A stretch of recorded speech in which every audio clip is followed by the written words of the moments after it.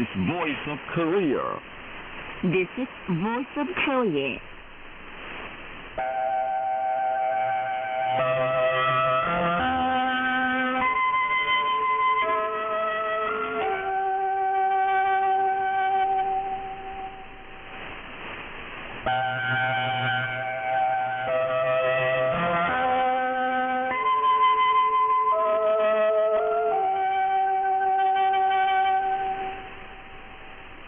This is Voice of Korea. This is Voice of Korea.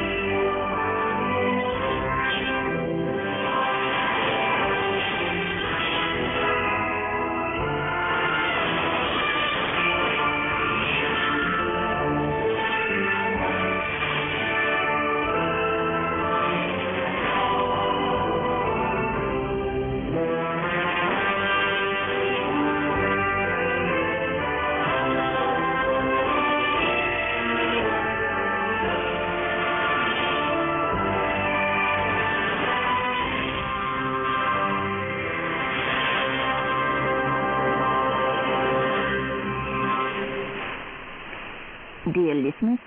now we start English language service of Voice of Korea from Pyongyang, the capital of the Democratic People's Republic of Korea.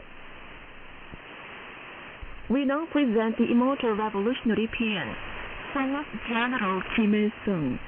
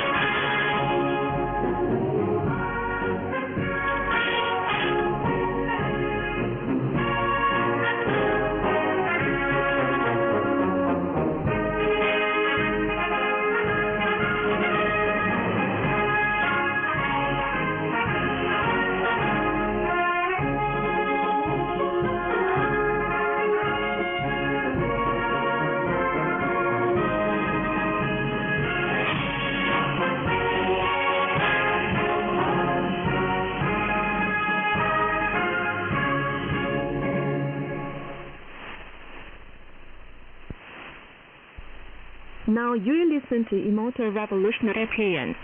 Song of General Kim Jong Il.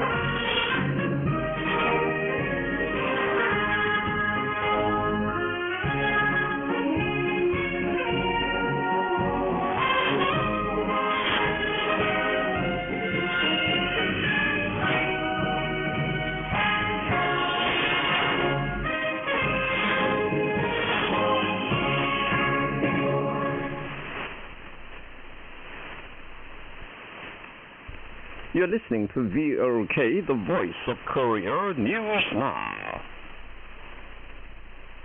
The cause of the Democratic People's Republic of Korea reliably defending the regional and global peace and security as a responsible nuclear weapons state and achieving the comprehensive rejuvenation of the country and promoting the well-being of its people is accompanied with vicious challenges of the most hostile and threatening rival states and an ever-growing war crisis. The most hostile enemies of the DPRK have evolved into a nuclear alliance, and the U.S. imperialists and the puppets of the Republic of Korea have recently intensified the frantic arms build-up and provocative attempts at the most serious level in history, while often letting loose reckless threatening remarks against the DPRK government. All these are posing a grave danger to the sovereignty and security environment of the DPRK and provoking the social anger and retaliatory will of its army and people. The present grave reality seriously reminding people of the instructive law of history that the disrupted balance of forces between friend and foe just leads to a war, more clearly emphasizes the necessity of the absolute power capable of deterring the enemy and controlling the situation at all times, and the validity of its steady increase. It also calls for continuously developing and updating the strategic weapons as a deterrent capable of actively coping with any military threat and foiling the enemy's provocative attempt and will for war in advance.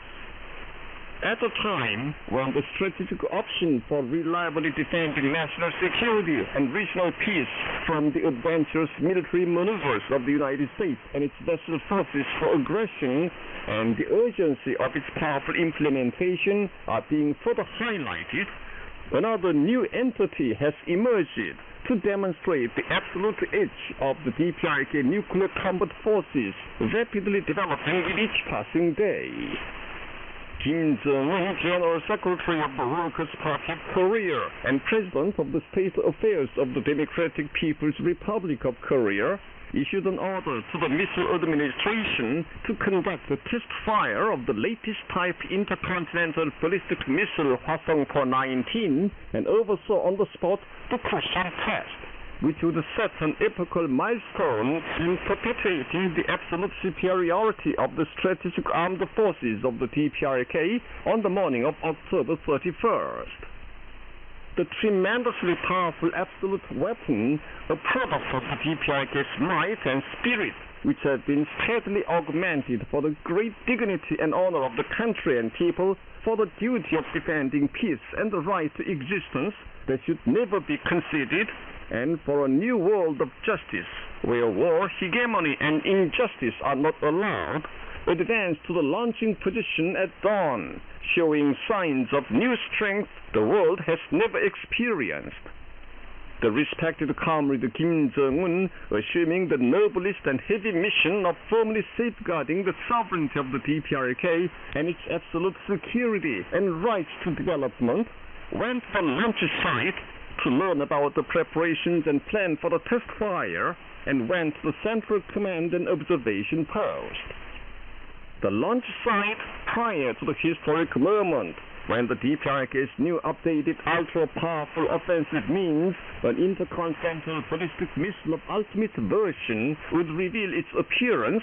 was sitting with the will of all the defense scientists and strategic missile soldiers to strike terror into the most ferocious enemies keen on nuclear confrontation with the DPRK by demonstrating its war deterrent, which has reached the highest level in the world.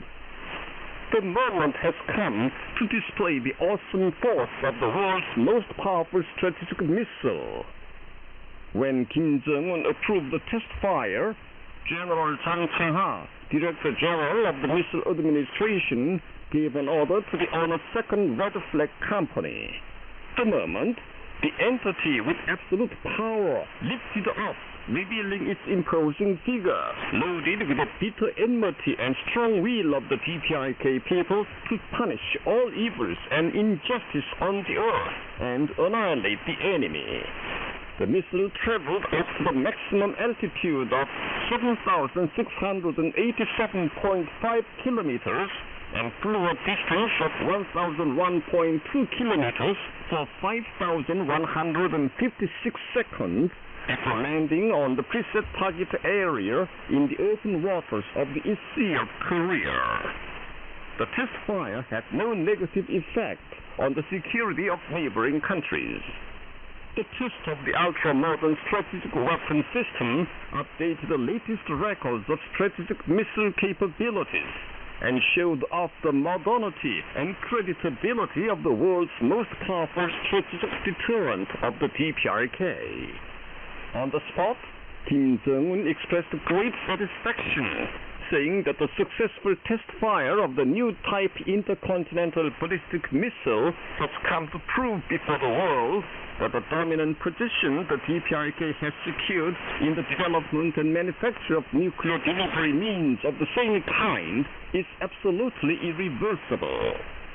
The perfected weapon system of the intercontinental ballistic missile Hwasong-po 19 to be used by the strategic forces of the DPRK along with Hwasong-po 18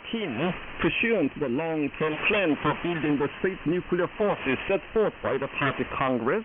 will perform the mission and duty as the primary core means in defending the DPRK, thoroughly deterring the enemy's acts of aggression and reliably protecting national security. Kim Jong-un saw the test fire is an appropriate military action that fully meets the purpose of declaring the DPRK's counteraction will to the rivals who have recently escalated the regional situation deliberately and posed a threat to its security, and also constitutes an indispensable process in the course of constantly developing its strategic strike forces. He went on to say, as we have witnessed these days, the rivals' dangerous moves to strengthen their nuclear alliance and various adventurous military activities further highlight the importance of the build-up of our nuclear forces.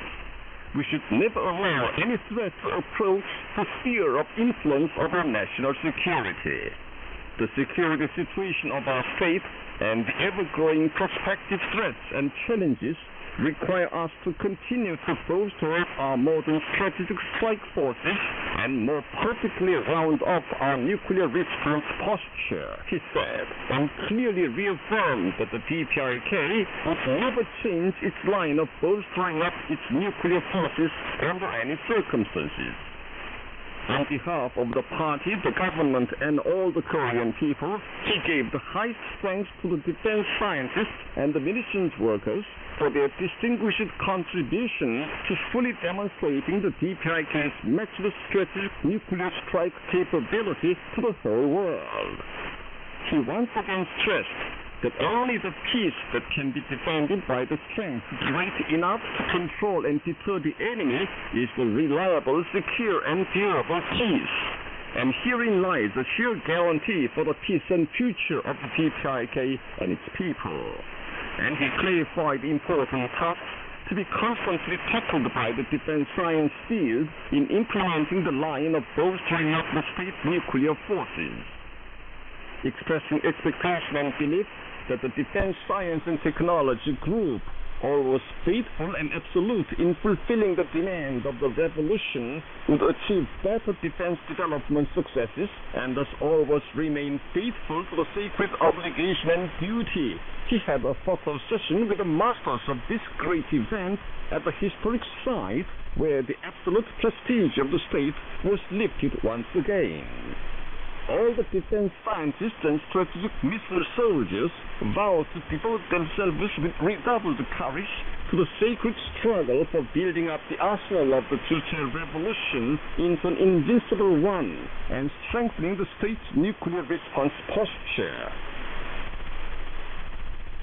A tablet of the first official visit to the Union of Soviet Socialist Republics, or USSR, by the great leader Kim Il-sung was put up at the Yaroslavl railway station in Moscow of Russia. The tablet has Russian and Korean letters reading, Comrade Kim Il-sung, Premier of the Cabinet of the Democratic People's Republic of Korea, arrived at the Yaroslavl railway station of the Union of Soviet Socialist Republics on March 3, 1949. An event of unveiling the tablet was held on the spot on November 1st. Before the event, a floral basket was laid in front of the tablet. Present at the event were Choi Son-hee, Foreign Minister of the DPRK, and Sergei Lavrov, Foreign Minister of the Russian Federation. Also on hand were personages of different sections of Russia, including the Federation Council, the State Duma, the Ministry of Natural Resources and Ecology, and the Railways Company, the Ambassador Extraordinary and Plenipotentiary of the DPRK to Russia, and staff members of his embassy. The tablet was introduced before it was unveiled amid the playing of music. Then speeches were made. Sergei Lavrov said, "This significant event makes him recollect the time when the two countries established the relations of mutual cooperation and close friendship and the inseparable practical partnership," and added that Comrade Kim Il-sung's visit to the USSR is one of the most important milestones at the time. He mentioned that the Russia-DPRK cooperative relations are further accelerated in all fields on a new high level under the leadership of President of the State Affairs Kim Jong Il and President Vladimir Putin. He also said it is a great historic event that President Putin visited the DPRK in the wake of the summit meeting in Vostochnui, and stressed that the Treaty on the Comprehensive Strategic Partnership between Russia and the DPRK has been already put at the practical stage in the interests of the peoples of the two countries. Choi Son-hee said in a speech that it is a pleasure for her to take part in the event of unveiling the tablet of the first official visit to the USSR by Kim Il-sung, who performed the immortal exploit for the development of relations between the DPRK and Russia. She also said greater importance is attached to the strategic value and significance of the DPRK-Russia relations amid a grave international political environment, thanks to the warm and close comradely relationship and strategic guidance of Kim Jong-un, President of the State Affairs of the Democratic People's Republic of Korea, and Vladimir Vladimirovich Putin, President of the Russian Federation. She expressed the belief that the Russian army and people, in their just fight for establishing a new international order, would surely win a victory under the wise leadership of President Putin and the great friendship and unity between the peoples of the two countries, who have established the future-oriented relations between states and fought shoulder to shoulder to realize the common purpose, would be firmly carried forward and developed in the new era of all-round efflorescence. The strategic dialogue between Choi Son-hee, Foreign Minister of the Democratic People's Republic of Korea, and Sergei Viktorovich Lavrov, Foreign Minister of the Russian Federation, was held in Moscow on November 1st, when the relations of the two countries are developing on a new strategic height day by day, according to the spirit of the Treaty on the Comprehensive Strategic Partnership between the DPRK and Russia, which was concluded during the historic meeting between the DPRK and Russia summit in Pyongyang in June 2024. Prior to the strategic dialogue, DPRK Foreign Minister Choi Son-hee and Russian Foreign Minister Lavrov took part in the event of unveiling a tablet of the first visit to the Union of Soviet Socialist Republics by Kim Il-sung, Premier of the Cabinet of the DPRK, in March 1949 at the Yaroslavl railway station. At the strategic dialogue between the DPRK and Russian foreign ministers, there were exchanges of in-depth opinions on practical issues for the development of bilateral relations, with main stress on implementing the agreements signed at the DPRK-Russia summit meeting during the state visit to the DPRK by Russian President Putin in June last. Both sides reaffirmed the firm will to correctly implement the provisions of the Treaty on the Comprehensive Strategic Partnership, which developed the traditional friendly relations between the DPRK and Russia onto a qualitatively new level. Confirmed at exchange of opinions on major international issues was the consensus of the appraisal of both sides as regards the present international situation. Common understanding was expressed that the major cause of worsened situation in the Korean Peninsula, the Northeast Asia and other regions lies in the provocative acts of the United States and its satellite states. The Russian side expressed full support to the measures taken by the state leadership of the DPRK to contain the aggressive policy of the United States and its allies and ensure the regional peace and stability. The strategic dialogue between the DPRK and Russian foreign ministers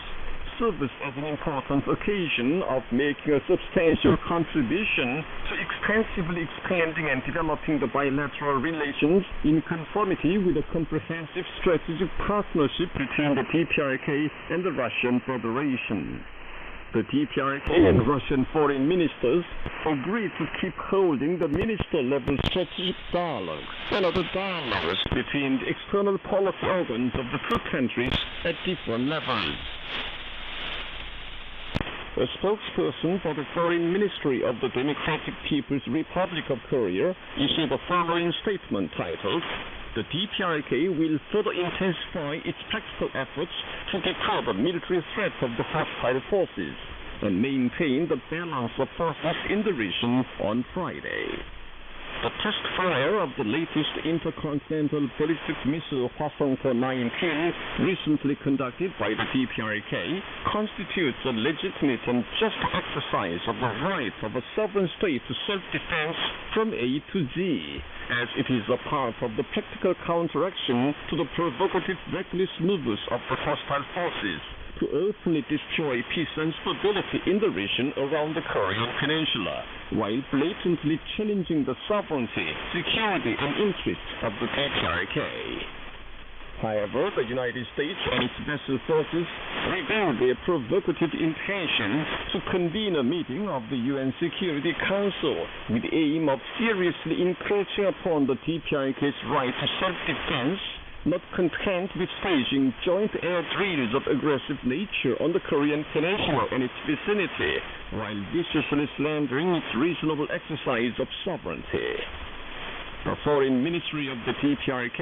expressed a serious concern over the hostile forces' confrontational behavior to create a critical situation against the security environment of the DPRK by means of illegal double standards and sophism, just like a guilty party filing the suit first. It strongly denounces and rejects this as a wanton violation of the UN Charter and other recognized international laws, with sovereign equality and non-interference in internal affairs as their core, and a grave challenge to international peace and security. There is no such place on earth as the Korean Peninsula, where touch-and-go and acute nuclear confrontation continues, and unilateral military provocations against the sovereign state and extremely malicious and provocative rhetorical threats like the end of regime are rampant. This year alone, the United States and the Republic of Korea have further detailed a dangerous nuclear war scenario, while breeding various sorts of war plots more than 20 times to use nuclear weapons against the DPRK, including the third meeting of the Nuclear Consultative Group and the fifth meeting of the Extended Deterrence Strategy and Consultation Group. According to it, various strategic assets of the United States, including the Theodore Roosevelt Nuclear Carrier Task Force, Dormant Nuclear Submarine, and B-52H Nuclear Strategic Bomber, were deployed on the Korean Peninsula and its vicinity more than 10 times, and various forms of war drills against the DPRK, including Freedom Shield, Ulchi Freedom Shield, Freedom H, Iron Mace, Nuclear Consultative Group Simulation Drill, and Freedom Flag, were staged without a break this year.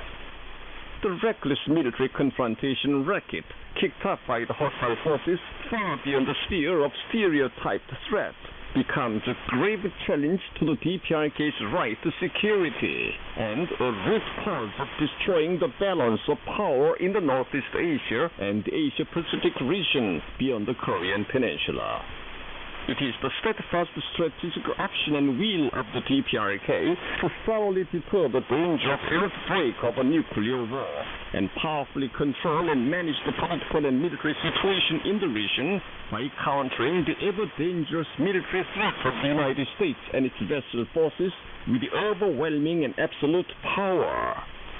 The DPRK will perfectly defend its sovereign right, security and development interests under any circumstances, and further intensify its practical efforts to ensure the permanent stability of the Korean Peninsula and the region in a responsible manner, and resolutely counter any threat and challenge in the present and future. The more provocative act the hostile forces take in defiance of the DPRK's grave warning, the stronger counteraction they will face. The final match of the Interprovincial Mass Sports Contest 2024 for marking the 75th Sports Day and the closing ceremony of the DPRK Championships and the Interprovincial Mass Sports Contest took place at the Taekwondo Hall on October the 30th. Present there were Vice Premier Kim Jong-un, Department Director of the Central Committee of the Workers' Party of Korea Kim Jong-un, officials concerned, officials in the field of sports, sportspeople, and participants in the contest. First, there was the final match of the contest, and then there took place the closing ceremony of the DPRK Championships and the Interprovincial Mass Sports Contest 2024 for marking the 75th Sports Day. The city of Pyongyang took the first place in total at the contest. Rankings of major events of the championships, players who set new DPRK records, and total rankings of events, cheering, and provinces at the contest were announced, and trophy cups, rotating trophies, and new record medals awarded to the excellent teams and players. Minister of Physical Culture and Sports Kim Il-guk made a closing address. A national exhibition of information science and technology successes of university students and a national presentation of scientific researches of university students took place between October 25th and 30th. Presented to the exhibition and presentation were more than 2,400 materials on scientific successes achieved by students across the country in the course of their active study and scientific researches, as well as over 1,300 scientific research papers. Closing ceremonies were held respectively at the SciTech complex on October the 30th. Trophy cups and citations were awarded to the excellent organizations and students at the ceremonies. Agricultural workers at the Kujang farm of Gosan County made a great success in their dynamic struggle for attaining the grain production goal this year, through the policy of the Workers' Party of Korea on agricultural revolution. The farm has increased its grain output 1.2 times as against last year, carrying out its assignment under the National Grain Production Plan at 110% and producing a lot of high-yielding farmers. A meeting of year-end account settlement and income distribution was held at the farm. Park Sung-ho, chairman of the Rural Economy Committee of Gangwon Province, and officials of Gosan County congratulate the high-yielding farmers and those who have contributed to over-fulfilling the assignment under the National Grain Production Plan. The delegation of the DPRK Russia IT Goods Exhibition, headed by Andrei Zarenin, Vice Minister of Digital Development, Communications and the Mass Media of the Russian Federation, returned home on November the 1st after taking part in the DPRK Russia IT Goods Exhibition 2024. It was seen off at the Pyongyang International Airport by officials of the Ministry of IT Industry and the Russian Ambassador Extraordinary and Plenipotentiary to the Democratic People's Republic of Korea. Voters' movement for impeachment of President Yoon Suk-yeol is vigorously conducted in regions of the Republic of Korea. Voters' rallies and demonstrations for impeachment of Yoon Suk-yeol took place in Cheongno, Seongbuk, and Dongdaemun districts of Seoul on October the 30th under the sponsorship of the Regional Candlelight Action.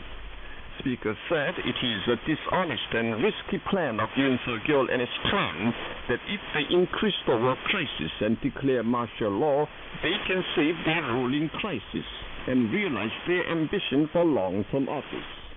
They expressed their will to launch the campaign for impeachment of Yoon Suk-yeol more dynamically, chanting slogans including "Impeachment is peace," "Impeach Yoon Suk-yeol." And that's the end of the news. This is DPRK, the voice of Korea. This time, we present the immortal masterpiece, Where Are You, Dear General?, written by the great leader Kim Jong Il in 1971, when he was bringing about a revolution in the production of operas. Kim Jong Il wrote it as the theme song of the revolutionary opera, The Story of a Nurse, in the historic days of guiding its creation.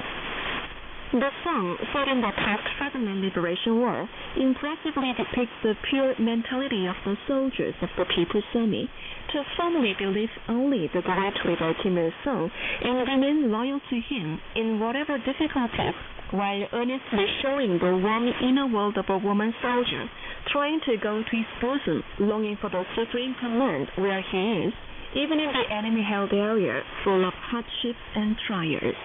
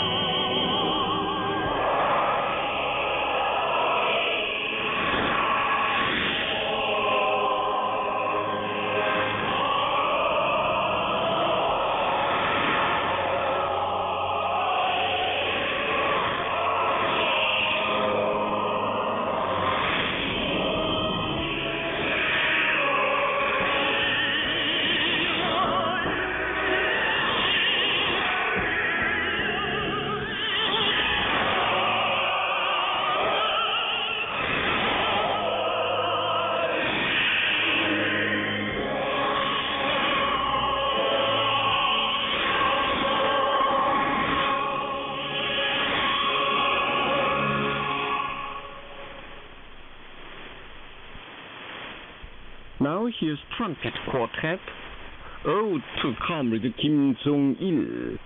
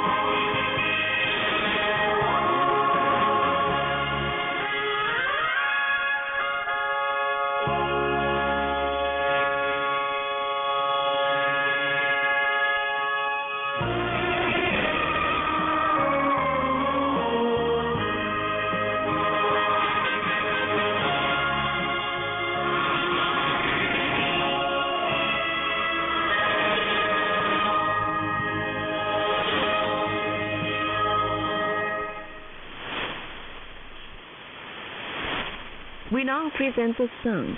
Ardent Desire. Vivid in our eyes is the road of factory visited by him with its clothes wet in rain. We cannot forget the part road on which he had much snow on his shoulders. Thinking of the road of his ceaseless devotion, we wish only sunshine on the road to be taken by Marshal Kim Jong Il.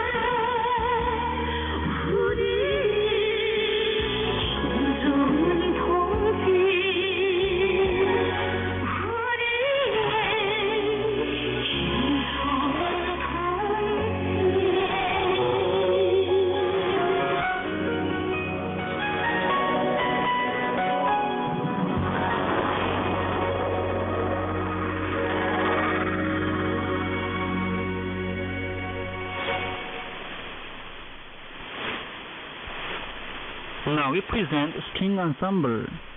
We believe in you as in heaven.